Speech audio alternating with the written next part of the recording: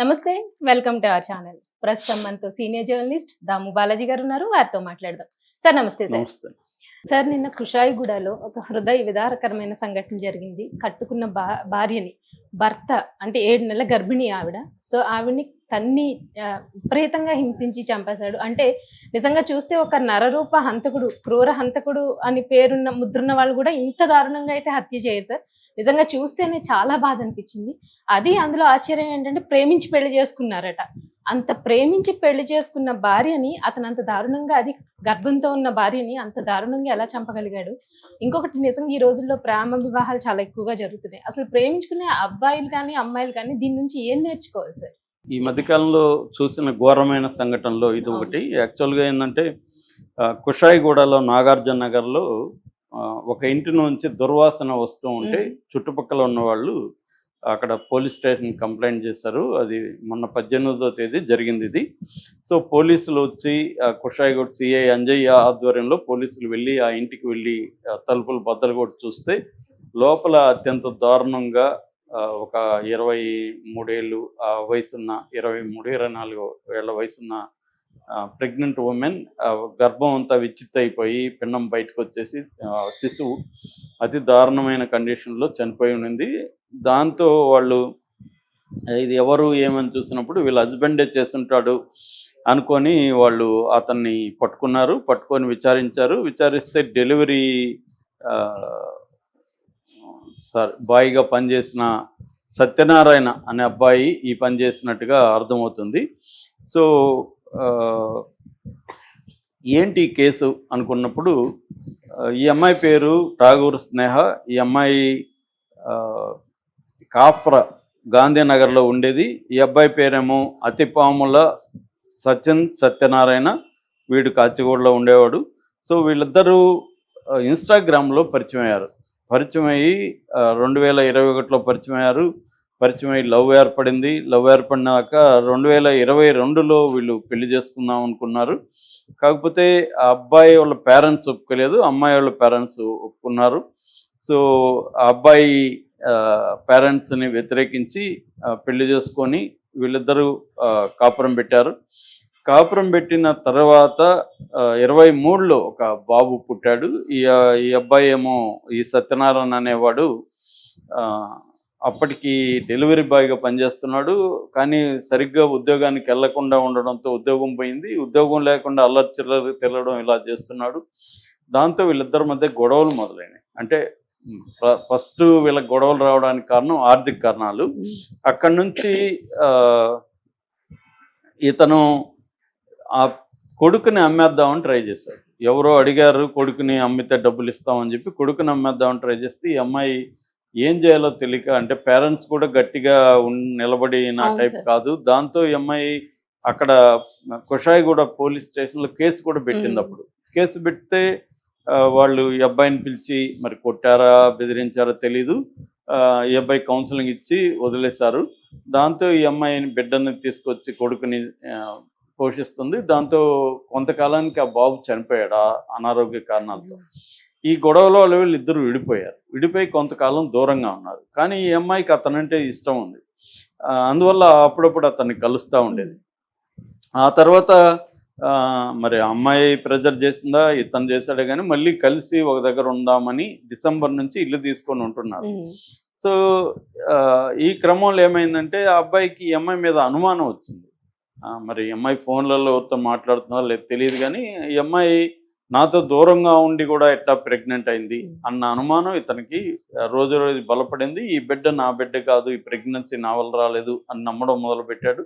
Already ఇతను మందు తాగుడికి, డ్రగ్స్కి ఇలా కూడా అలవాటు, గాంజాకి ఇలాంటి వాటికి కూడా అలవాటు అయినాడని చెప్తున్నారు. ఈ క్రమంలో అబ్బాయికి ఏంటంటే ఈ అమ్మాయి నాకు ద్రోహం చేసింది అన్న అభిప్రాయం ఏర్పడింది. ఈ పెళ్లి వల్ల కదా నా జీవితం నాశనం అయిపోయింది అన్న మూడ్లోకి వెళ్ళిపోయాడు అతను. దాంతో అమ్మాయి మీద తీవ్రమైన కక్ష పెంచుకున్నాడు. రాత్రులు నిద్రపట్టేది కాదు అబ్బాయికి. దాంతో మొన్న కూడా ఏం చేశాడంటే 16వ తేదీ రాత్రంతా నిద్ర రాకుండా ఉన్నాడు. ఈ అమ్మాయి ఏమో మామూలుగా ఎవరైనా కూడా తన భర్తతో ఉంటే ప్రశాంతంగా నిద్రపోతారు కదా స్త్రీలు, అలాగా నిద్రపోతుంది. వీడు అర్లీ మార్నింగ్ 5:30కి లేచాడు. 5:30 వరకు చూశాడు. 5:30కి ఆ అమ్మాయి దిండుని ముఖం మీద వేసి దిండుని కప్పి పొట్ట మీద భయంకరంగా కొట్టాడు. దాంతో అబార్షన్ అయిపోయింది. బ్లడ్ అంతా వెళ్ళిపోయి అమ్మాయి చనిపోయింది. దీన్ని నేచురల్ మర్డర్ ప్రమాదంలాగా చూపించాలని గ్యాస్ సిలిండర్ని ఓపెన్ చేసి దానికి నిప్పు పెట్టి దాన్ని ట్రై చేశాడు. బట్ సిలిండర్లో గ్యాస్ లేదు.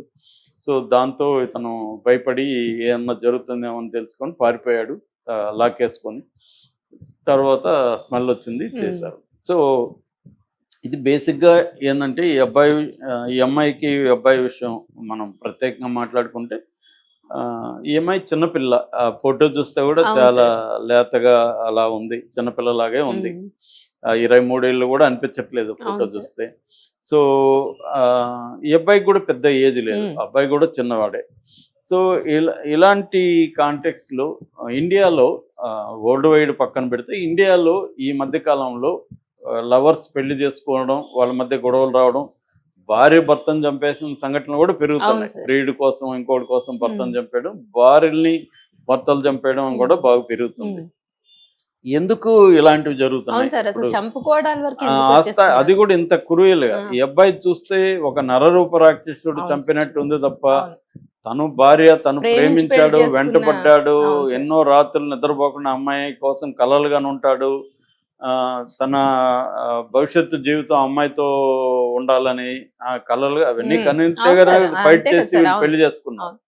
అలాంటి స్థాయి నుంచి ఒక అత్యంత దారుణంగా అమ్మాయి ప్రెగ్నెంట్ అని కూడా చూడకుండా ఆ స్థాయికి ఎందుకు వెళ్ళాడు అనేది ఇవాళ అందరినీ వేధిస్తున్న ప్రశ్న. దీనికి అంటే ఇది ఫస్ట్ టైం కాదు, ఇలాంటివి మనకి మధ్యకాలంలో ఇది మనకి ఫస్ట్ టైంగా కనిపిస్తుంది. కానీ చాలా ఇంతకంటే క్రూయల్గా కూడా ముక్కలు చేసి కూడా ఫ్రిడ్జ్ల్లో పెట్టి ఇలాగా చేస్తున్నారు. అంటే దీనికి కారణాలు కానీ మనం అన్వేషిస్తే సైకాలజిస్టులు దీని మీద ఎప్పటి నుంచో రీసెర్చ్లు జరుగుతున్నాయి. ప్రధానంగా చెప్పేది ఏంటంటే ఇట్లాంటి పెళ్ళిళ్ళలో ఎక్స్పెక్టేషన్కి రియాలిటీకి ఉన్న గ్యాప్. అంటే ఒక రొమాంటిసైజేషన్లో లవ్ చేస్తారు. నా దృష్టిలో అయితే లవ్ అనేది ఇల్యూజన్ బేసిక్గా. సరే పక్కన పెడితే వాళ్ళు అనుకునే లవ్ కూడా ఒక రొమాంటిసైజేషన్ ఉంటుంది. అవతల వాళ్ళని ఊహించుకుంటారు. సో అందుకే మేము చాలాసార్లు అంటాం వీళ్ళిద్దరికి పెళ్లి చేస్తే తెక్క కుదురుతున్నాయి. ఎందుకంటే ప్రేమించేటప్పుడు రొమాంటిక్ ఉంటుంది, పెళ్లి చేసుకున్నప్పుడు 4 రోజుల తర్వాత వాళ్ళకి ఏం కావాలి, ఇంట్లో ఫుడ్ కావాలి, అవసరాలు కావాలి, గూడు కూడా గుడ్డ మినిమం అవసరాలు. దాని తర్వాత అంటే 3 రకాల అవసరాలు ఉంటాయి మనిషికి. ఒకటి లివింగ్ నీడ్స్ అంటారు. లివింగ్ నీడ్స్ అంటే కూడు కూడా బేసిక్. లివింగ్ నీడ్స్ ఫుల్ఫిల్ చేయడానికి లైవ్లీహుడ్ నీడ్స్ అంటే ఉద్యోగము, పనో ఇంకోటో చేసి సంపాదించాలి. 3వది లైఫ్ స్టైల్ నీడ్స్. ఈ 3 రకాల నీడ్స్ ప్రతి మనిషికి ఉంటాయి. అన్నిటికంటే ఇంపార్టెంట్ లివింగ్ నీడ్స్, కూడు గుడ్డ. ఇక్కడ గొడవలు మొదలవుతాయి. ఆ అమ్మాయి ఏమో ఎంత ప్రేమను భోంచేయలేరు కదా, ప్రేమని తాగలేరు, ప్రేమతో బతకలేరు. కాబట్టి అవన్నీ ఉండి కొంత కంఫర్టబుల్గా ఉంటే వేరే రకమైన ఇష్యూస్ వస్తాయి. అవి అప్పుడు కూడా రావని చెప్పలేము. ఈగోలు వస్తాయి, అఫైర్లు వస్తాయి, ఇవన్నీ కూడా వస్తాయి, అది వేరే. కానీ ఇది ఒక కారణం. అంటే ఎక్స్పెక్టేషన్కి రియాలిటీకి మధ్య, రొమాంటిసైజేషన్కి రియాలిటీకి మధ్య ఉండే తేడా తెలుసుకోకుండా ఈ ఏజ్లో దిగేయడం. అందుకని ప్రేమించిన ప్రతి ఒక్కరు ఏంటంటే ప్రేమిస్తా సరే వీడు జాబ్ ఏంటి, వీడి పొజిషన్ ఏంటి అనేది అమ్మాయిలు ఆలోచించాలి. అట్లాగే రేపు పొద్దున మా ఇద్దరి మధ్య సమస్య వస్తే, కాన్ఫ్లిక్ట్ వస్తే ఎవరు ఇన్వాల్వ్ అవుతారు? అమ్మ వాళ్ళు ఈ పెద్దవాళ్ళని ఎదిరించిన పెళ్లిళ్ళల్లో ఈ ప్రాబ్లం ఉంటుంది. కనీసం పెద్దవాళ్ళు కుదిర్చిన దాంట్లో కనీసం వాళ్ళు ఇన్వాల్వ్ అవుతారు. అదేదో సామెత ఉంది, పెళ్లి అదే అరేంజ్డ్ మ్యారేజ్ అంటే మన గొంత వేరే వాళ్ళు తవ్వుతారు, మన లవ్ మ్యారేజ్ అయితే మన గొంత మనమే తవ్వుకుంటాం. సో వేరే వాళ్ళు తవ్వినప్పుడు కనీసం ఆ బాధ్యత ఫీల్ అవుతారు, మన గొంత ఏదైనా గొంతే అని. అది వేరే విషయం. పెళ్లి అంటే పెళ్లి అన్న ఇద్దరు వ్యక్తులు